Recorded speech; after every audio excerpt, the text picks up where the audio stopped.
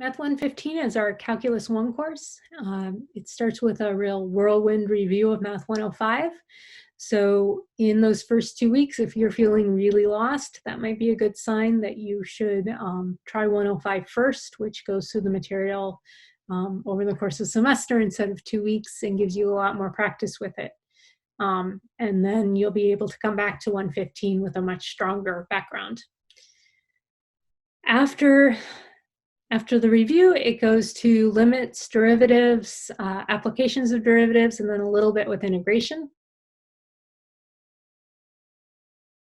There are many students in the course who have had some kind of calculus course before, though there are also many who haven't. The course is really designed to take that into account. So we cover things from a very different perspective from a lot of calculus courses. So even if students have had some calculus before, they're still getting a lot of new information and new ways of thinking about things in our course. One example of this is we have an entire chapter about derivatives before we get into formulas for derivatives. So we spend time talking about what a derivative is conceptually, what the graph of a derivative looks like, what a derivative tells you in a real world context, and all of that before you learn how to take the derivative of like x squared.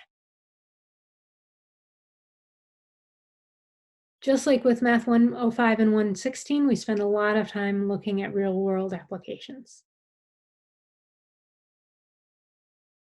One thing I love about this course is that it's an opportunity to give students a new perspective on what math is.